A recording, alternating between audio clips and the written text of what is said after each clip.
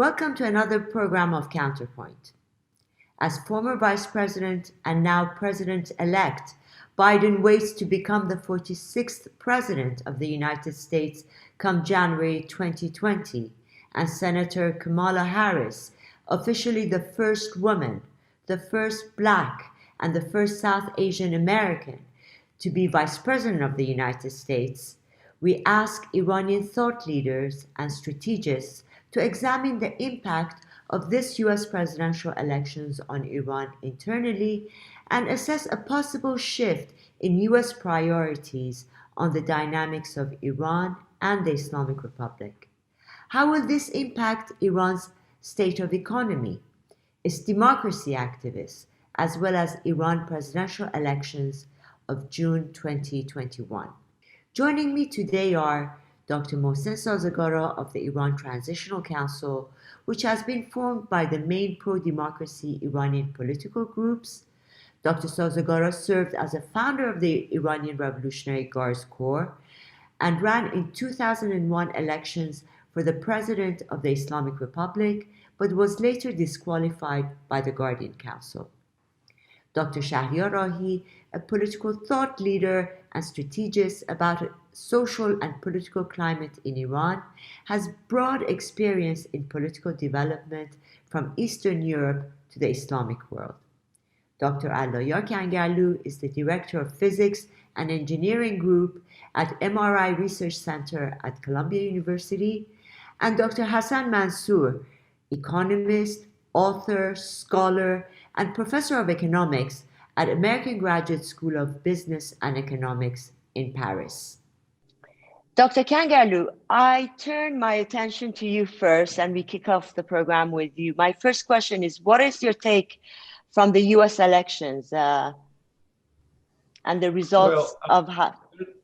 There are certain aspects of this election that people can watch from the news media coverage of the election, which is extensively covered everywhere around the world, especially in the United States. But what I'd like to get to is really the historic conditions that brought us to this place. A famous American writer, Louis Bourgain, has a book called The Journey Around My Room. There's a big statement in that book that I like very much. It says the mystery that surrounds every journey has to do with the conditions that brings us to the starting point of that journey. I want to know what brought us to this point to begin with. Right now, as the election stands, there is a neck-to-neck competition between President Trump and Vice President Biden. And that by itself is a big story. I think it's more important than how many states are voting, how many are uncounted, and how many are to be counted in the next 2-3 days. And there are some of them, the 6 remaining states. The ballots are so contested that most probably we are going to go through a recount of, if not all of them, at least 6 of the states. And probably the result of the elections will take until the end of the next week. So that's not really as important as what conditions gave rise to a phenomenon called Donald Trump. Donald Trump, unlike what people say, and the friends and foes of Donald Trump, I don't think is the cause of the polarization in America. I think he's the consequence of polarization in America, and the polarization has been ongoing for at least 40 years, so far as I can see it. I think there are certain conditions, certain global conditions, economic conditions, and social changes that we are seeing in Europe, we can see in Southeast Asia, in China, and in the United States. And those changes ultimately gave rise to the phenomenon of Donald Trump. I would like to pay attention more to that. I think that the conflict between nationalism and globalism as 2 phenomena that are really dominant in the world politics and in the economy are in the loggerhead. And I think regardless of who comes to power, who becomes the next president of the United States, the conflict between globalism and nationalism is not going to go away. Even if Vice President Biden becomes President-elect Biden and rules over America and the world, for that matter, for the next 4 years, I think that he inherits some of the legacies of Donald Trump, and he's just bound to live with them. I don't think he can easily lift all the sanctions against Iran. I don't think he can easily restore relationship with China.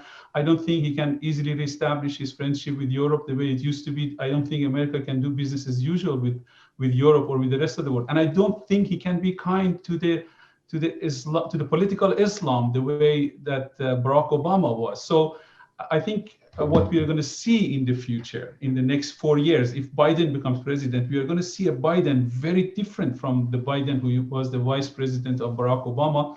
And we're going to see a whole new Biden. And I don't think there is any room for the Islamic Republic to celebrate the rise of Joe Biden to the presidency of the United States.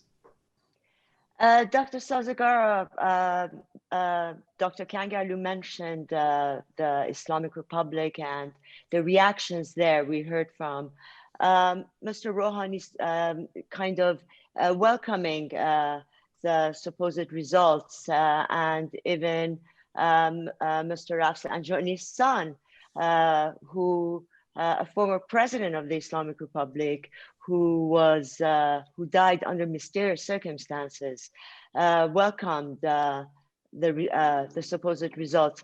Now, what are your thoughts, and what is your take from the assessment within the strategic thinkers of the Islamic Republic? When we are talking about Iran, we should notice that the people like Rouhani, so-called president, or the others, are nobody in such a subject.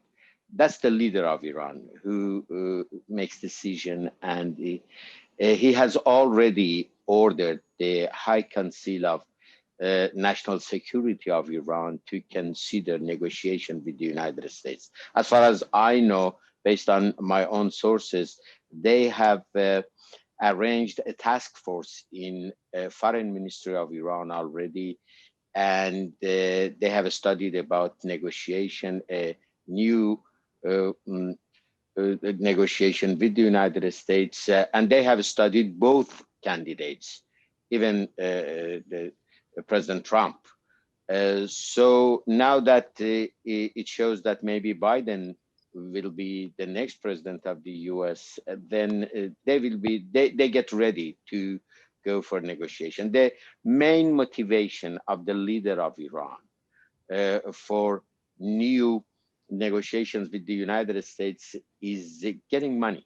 Iran has around something minus plus 5-10 billion. Iran has about $70 billion reserves. And the leader of Iran needs money, not for the people of Iran. He needs money to support the terrorist organizations in that region. Now in Lebanon, Hezbollah, in Houthis in Yemen, Hashd al-Sha'bi in Iraq, in Afghanistan, some branches of Taliban, and even in Venezuela, he needs at least $10 billion. So he's in a hurry to, by any means, open the banking sanctions for Iran and get the money to spend in the terrorist organizations that he has arranged from Kabul to Caracas. Dr. Ahi, Dr. Sazgara mentioned, Iran's proxies and supporters in the region. Certainly, those were one of the areas that the maximum pressure policy of President Trump focused on. Now that President Biden, former Vice President Biden might be taking office, he has already mentioned, called the maximum pressure policy a failure, and has said that U.S. under his administration will change course. But this is the same administration, if the votes are counted and as expected, he is at the White House, who will have the first female vice president, whose obviously the messages and the signals that it sends to women everywhere is important. So how do you assess these conflicting signals on the street in Iran? How will they be affected? Well, there are several questions wrapped in that. First, on whether the maximum pressure policy has worked. If you measure it against the Obama administration's goal, then it failed because they were focused single-mindedly on the nuclear issue. And of course, it set back the distance Iran has with building a nuclear weapon under the Obama administration. And that distance shrank under the Trump administration. But that wasn't the goal of the Trump administration. Trump administration saw the problem with the Islamic Republic as its behavior outside its borders, what it does in the Arab world, from the shores of the Mediterranean to the gates of India in Afghanistan to Yemen, the Horn of Africa. By that measure, the maximum pressure policy has certainly worked, because Iran's ability to do mischief in that wide region has been reduced. You would never see the demonstrations of the people of Iraq, people of Lebanon, against the interference of the Islamic Republic under the Obama administration. The big question is, to what extent a future prospective Biden administration sets aside Iran's behavior outside its borders and solely focuses on the nuclear issue. In which case, of course, you're going to fatten the guards. They're going to get more money. They're going to have a free hand as the backbone of the largest terror network of human trafficking, drug trafficking, destabilization throughout the region. They're going to get stronger. And in that sense, it will be an overall policy failure. But we don't know. We really don't know how the Biden administration, and I go along with Dr. Kangalu's assessment that we are living in a world with new conditions. And this is not a copycat of an Obama administration, the only president of the United States in history whose father, whose stepfather were Muslims, and he felt he can do an opening and understanding with the Islamic world and didn't really distinguish that much between what you call Islamists and a moderate Islam that could live with the Western democracies. I think the silver lining in the Biden administration, though, will be that the liberal democracies of the world will be acting together rather than separately under Trump nationalism.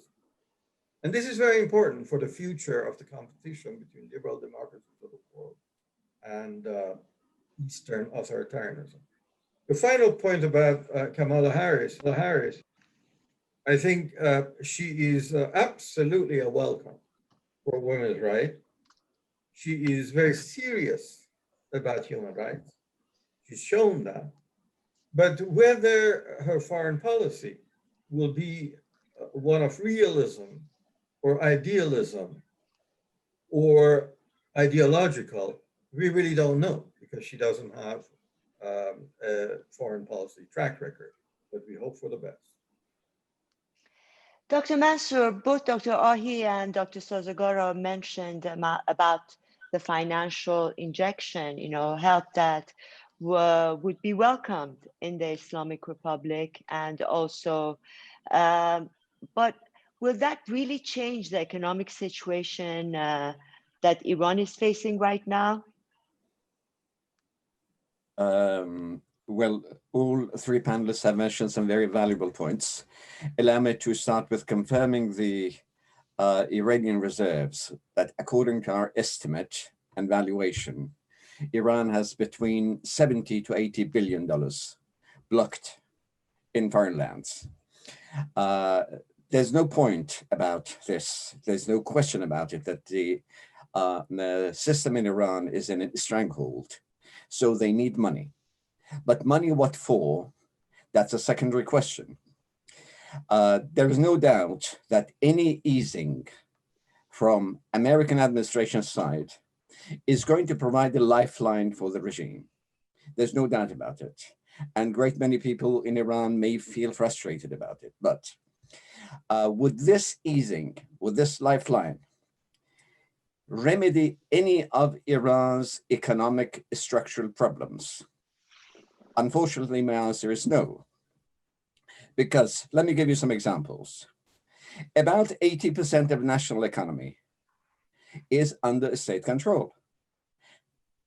You just imagine that even if it were one of the most efficient states in the world, again, the economy would have been crippled under state control. Add to the fact that the government is very inefficient and ridden by corruption. So 80% of finances appear in government budget. And this, of course, contradicts with the people who are very formalistic and narrow-minded, looking at the statistics, because government always lies to organizations, international organizations, about its finances. It reports that only 20-25% of Iranian economy is under the state. While you look at the general budget, it's about 80 to 82% under the government. Secondary question, would it remedy the about 40 to 50% of national economy under the control of the top clergy and revolutionary foundations? No. Third question, would it remedy the endemic corruption in the system and the veins of the system? No, it would not. Fourth, would it improve anything on the quality of the ideological management and crony management of the system? Because according to any international measurement and standard, the top management, top leadership are the most inept and inefficient in Iran and corruption ridden. Would it affect it? No. So the point is, yes, lifeline, yes, but improvement in people's fortunes, no. So the finances, the secondary and the final point is, how would this finance be spent? Would it affect Iranian lives and their fortunes? The answer is unfortunately no, only to the extent that they are afraid of the street revolts. Otherwise, the rest of them will be dedicated to areas where the system feels pressurized now, because they do have very stringent commitments towards their proxies in the world. Dr. Kangarloo, what should we expect from President Trump if he is going to leave the White House in the next 2 months? Do you think he would be in a position to make situation, the confrontation with Iran, more acute, or actually on the contrary, he would be the president who would start, the negotiations again, or a grand bargain with Iran? You are muted. You are muted, Dr. Kangarloo. If President Trump is re-elected, I think what we've seen in the last 40 years will be the business as usual. And I think he's going to be a little bit more aggressive towards Iran, not in a confrontational and in a military term, but in exacting more concessions from Islamic Republic than it has ever been possible in the past. In an article on Thursday, I believe, in Jerusalem Post, a minister of settlement in Israel, a fellow by the name of Zegni Hanegbi, has been quoted as saying that if Biden gets back to JCPOA and accommodate the Islamic Republic, there will be war between Iran and Israel.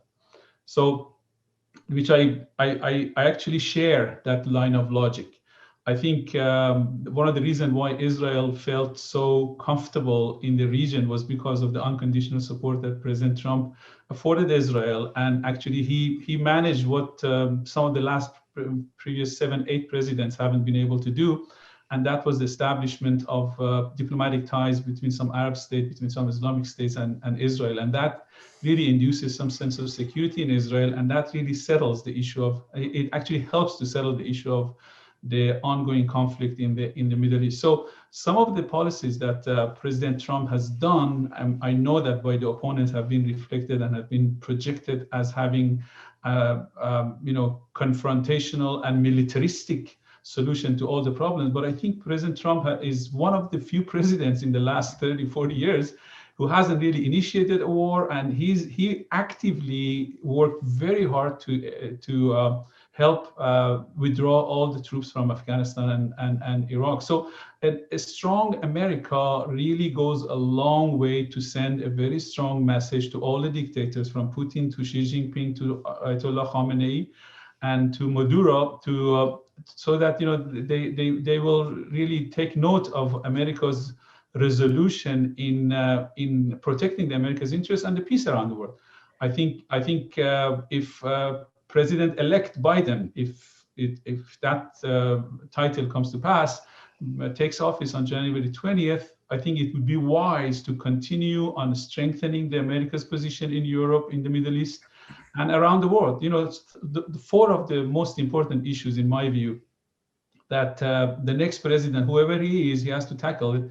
Is number one is relationship with China. I know we are more concerned in the relationship between U.S. and Iran than we are between the U.S. and China, but U.S.-China relationship is so important that really outshadows the relationship between the United States and any other country, including some of the best allies, some of the greatest allies like Europe. So the decoupling, the economic decoupling, is the number one issue that has been ongoing during presidency of Donald Trump, that I don't think any president, regardless of who is in the office, for how long, I don't think they would be able to stop the process of economic decoupling. That's something that really is important for the national security of the United States, the economic well-being of the United States, and cannot be stopped and should not be stopped. The number two issue, I think, which any president will follow suit in the next 4 years, is the relationship with Europe and the U.S. role, specifically the economic role, budgetary role in NATO. The fact that the NATO countries, the NATO members, for the last 70 years,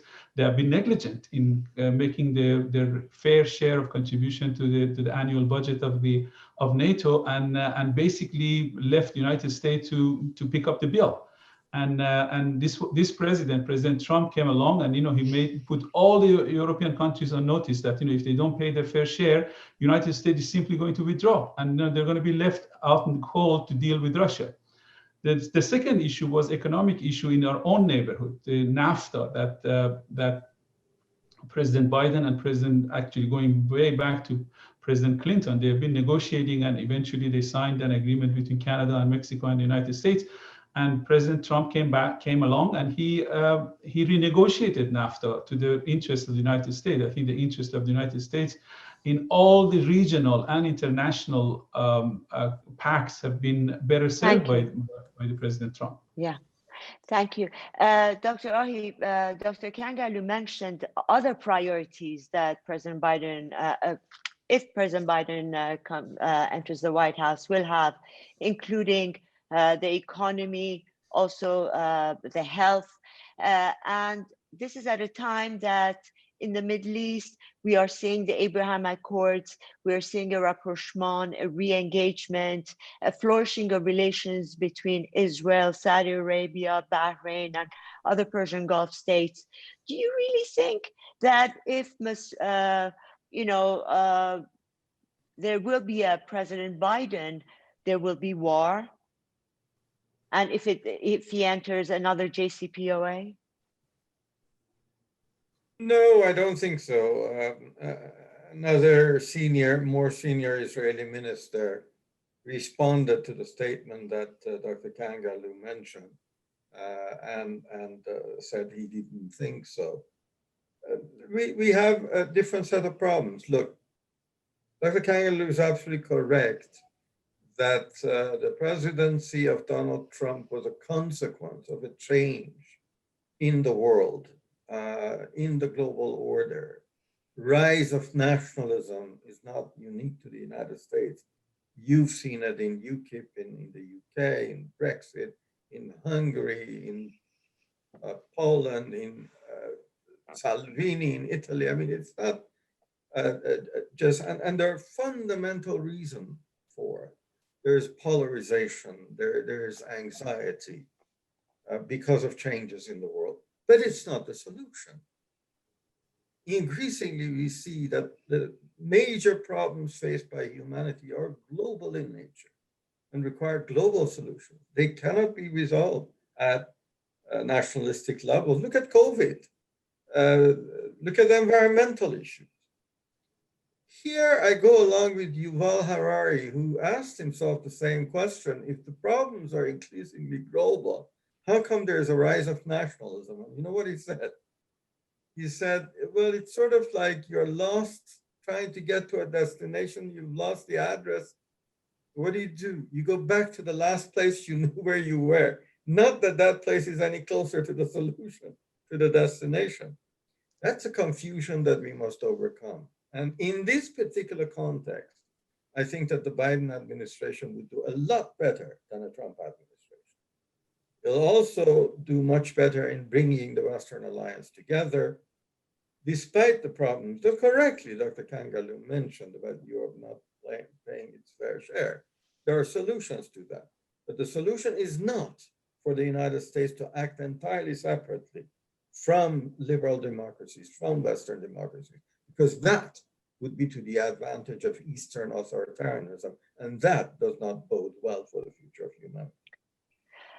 Dr. Sorsgaro, we have heard that the outcome of the U.S. presidential elections will have a bearing on the upcoming elections for the president in Iran. You yourself ran for president under the Islamic Republic. What are your thoughts? Will there be a significant impact on what goes on inside Iran? I don't think so. Based on my own experience, as you mentioned, because as you know, in Iran, there is a Council of Guardian that they ratify any candidate. And Council of Guardian check the list with the leader. He is the guy that make decision who can run and who can't run.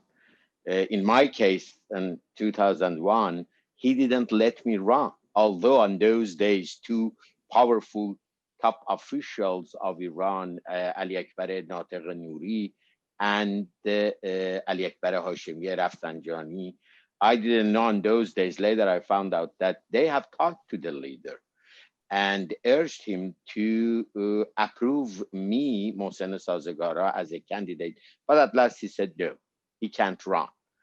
I mean, in Iran, we don't have a real election. We have a pseudo election. We have, this is the leader who handpicks the candidates and then say to the people, okay, go and vote. And sometimes that even in such a pseudo election, people vote to somebody else, like 2009, they cheat and announce Ahmadinejad as the winner instead of Mousavi.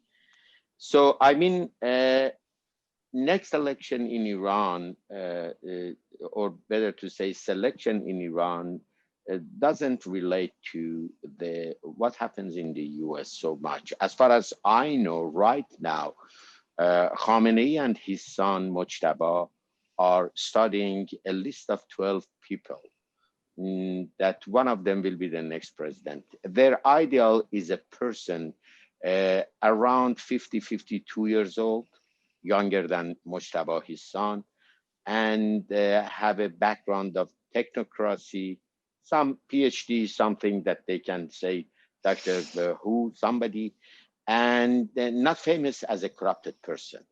This is their preliminary conditions to pick one of them. I guess that based on action of next president in the United States, maybe the next president in Iran will be chosen by Khamenei and his son, will be somebody like Saeed Mohammad, the head of Khatam al-Anbiya corporation under Revolutionary Guard, or somebody like Ali Bagheri, who is deputy, international deputy of judiciary power. One of them has a background of IRGC, the other one had the background of Imam Sadiq University, which is actually, and worked with Saeed Jalili in JCPOA negotiations. I mean, at most, the difference will be something between these two guys, these two typical guys. The others are just, you know, to, as they call it in Iran, to warm up the election. For instance, maybe they pick Masumeh Ebtekar as a woman for the first time to run, to encourage the women of Iran to come to the scene and show that, okay, we have a woman candidate. But even though she's a former hostage taker. Yeah, but they don't let her to become the final president, head of the government. He has worked. You know, she's corrupted. She and her husband are very corrupted, and she has worked with Minister of Intelligence for several years. So she might be. It's not finalized yet. It's too early in Iran to talk about the next June and who will be the president. But as far as I know, there will be something like that in next election. And the final person, the head of the executive power in Iran, will be somebody that they should make sure that obeys Mujtaba, son of Khamenei, who is working on succession, and they want to control the government more than now. Dr. Mansour, even let's say everything is going extremely well for the Islamic Republic and its rule, do you think they will be able to sign the FATF, join, you know, the good governance, anti-terrorism bill, anti-money laundering? Will they be able to do that? Well, To restart business? Yes, even though, let's say, all the sanctions are taken away, but still they have to join FATF, the anti-money laundering, anti-terrorism, you know, convention. Would they be able to do that? Well, there's some very important points have been made by the other panelists. I would like to touch on them, but anyway, I'll concentrate on the answer to your question. No, the question with FATF is the definition of terrorism. The Islamic Republic, as it is, would not abide or would not comply with the definition accepted by the United Nations or the civilized world, because they want to have the freedom to define who the terrorist is, and in which case they will exclude all the major terrorists defined by the international organizations like Hezbollah. That's one. Second, as to the money laundering, studies within Iran by the monetary and banking experts have shown that about 40 to 45% of Iranian liquidity is corrupt liquidity. It comes from smuggling of narcotics, smuggling of human bodies, human parts, smuggling of women, or untaxed money. So this amount, which is about half the liquidity in Iran, is illegal, or what we call dirty money. If you accept to money laundering, your monetary system collapses. That's why they cannot do it.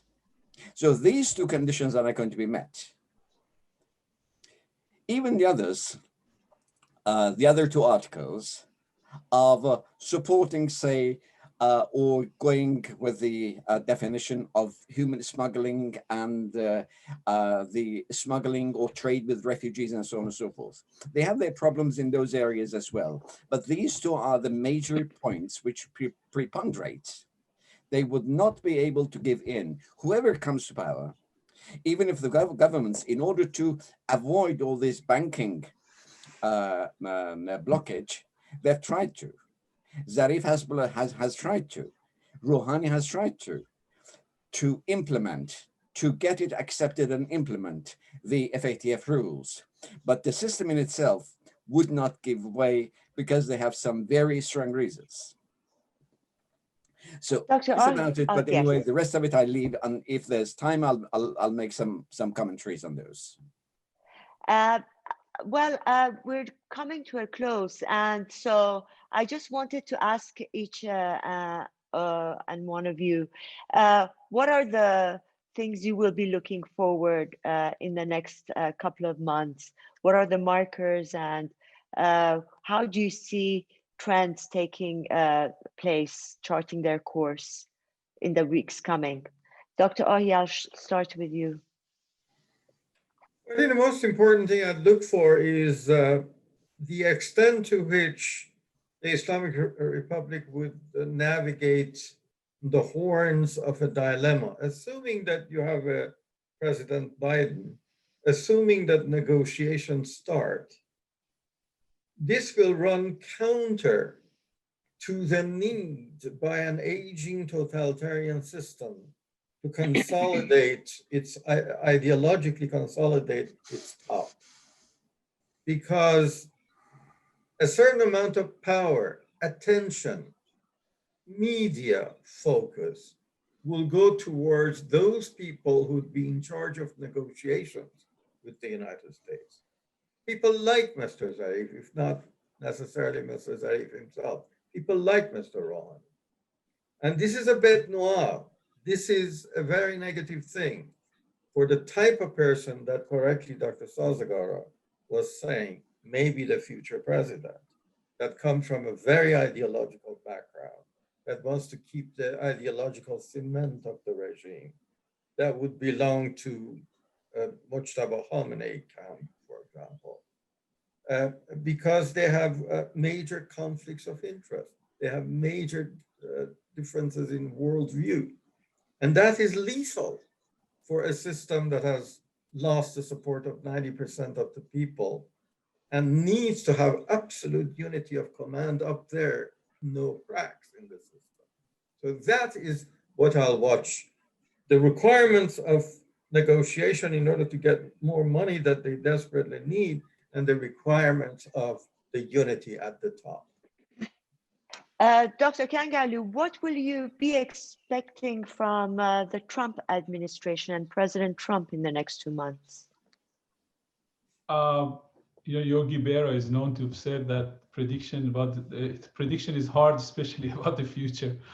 I predict that I'll venture a few guesses about what's going to happen in the next 2 months and during the transition, and then the next 4 years if Joe Biden gets elected as the next president of the United States. I think the transition is going to go smoothly. I think ultimately, if the 6 states that the election is still ongoing, the counting of the ballots is still ongoing, if they come on the side of Biden and there is an overwhelming victory for Biden, I think President Trump is going to admit the results.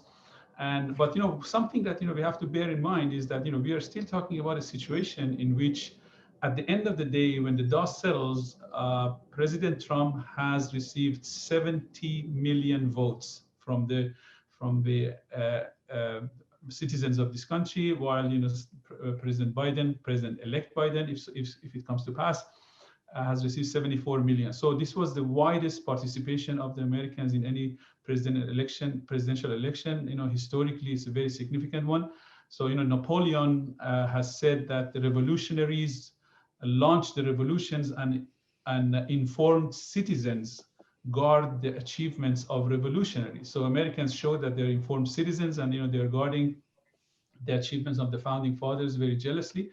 And that's the biggest victory. So in that regard, I think everybody wins, regardless of who they supported in the election. And I think if Biden comes to become the president of the United States, I think we're going to see an entirely different Biden. I think we're going to see Biden who is going to, and this is something wise to do. Not that I know Biden and I have heard from him that he would say that or he would do that. I think it's wise for him to build on the achievements of President Trump in every camp on the major foreign policy issues, in relationship with China, in relationship with Europe, in relationship with the Islamic world, and in the relationship in the local neighborhood with the neighbors, with the Canada and Mexico. I think he's going to do that. I don't think he's going to throw away everything that President Trump has done, especially the gain he has made in the Middle East, establishment of peace between the Arab states and Israel, and isolating the Islamic Republic. I think isolation of the Islamic Republic is something that the Democratic Party has to really take advantage of, because the brunt of the work has already been done by President Trump. And I think that's what's going to be the major policy issues that President-elect Biden will follow in the next 4 years. Dr. Sazagara, and you, for the next 2 months, what are the markers that you expect to follow?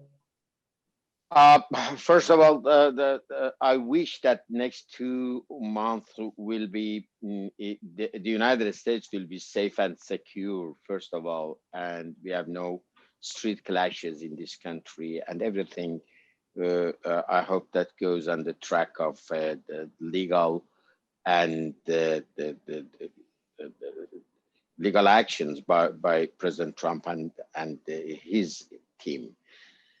But what I can talk is, at the side of Iran, I know that they are very mad and they are very afraid of last 2 weeks actions of the United States, when Elliot Abrams announced that they are going to put the sanctions under the title of supporting financial support of terrorism, based on IRGC at the center of that. As we know, President Trump, with an executive order, announced IRGC, whole IRGC, as a terrorist organization. And this is a smart act, because IRGC is everywhere in the economy of Iran. And if during next 2 months, Trump administration put the sanctions under this title and relates all the sanctions, maximum pressure, to terrorism, then it will be really difficult for next president to remove them. I know that the regime of Iran is very concerned about that, and they are watching that very carefully, and they are afraid of this action. Dr. Mansour, we come back to you, and you will have the last word. What are the markers that you will be charting for the next 2 months? Well, again, pending the results of American elections, which is not confirmed yet, what the probable is that Mr. Biden will become the president-elect. Well, in that case, they will start to engage. Apart from all the horse trading, which is very, very common in Iranian politics, they've already organized and they've taken steps to engage in negotiations. And the main object of the negotiation, as previously mentioned, would be to liquidate the impediments of the flow of funds. That's the most important thing. They would like to get access to money, because now they are really strangled. They need money. But again, how much of the effect of this money will be felt in Iran is the secondary question. So we don't know what, but we know that they're going to be, but the first thing is psychological. The most important for the system in Iran is psychological. They will boast to the people that we won and you, the people, lost, in order to frustrate people more.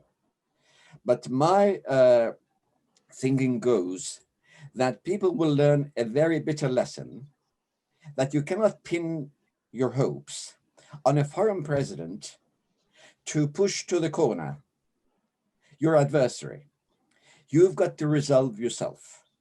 So in the short run, people may feel frustrated, but in the medium term, they will find that the source of strength are themselves, and they've got to activate themselves. Well, on that note, on people power, I thank you all for accepting our invitation, for being part of Counterpoint this week. And to you, our viewers and listeners, thank you once again for joining us. And I hope to see you again soon on another episode.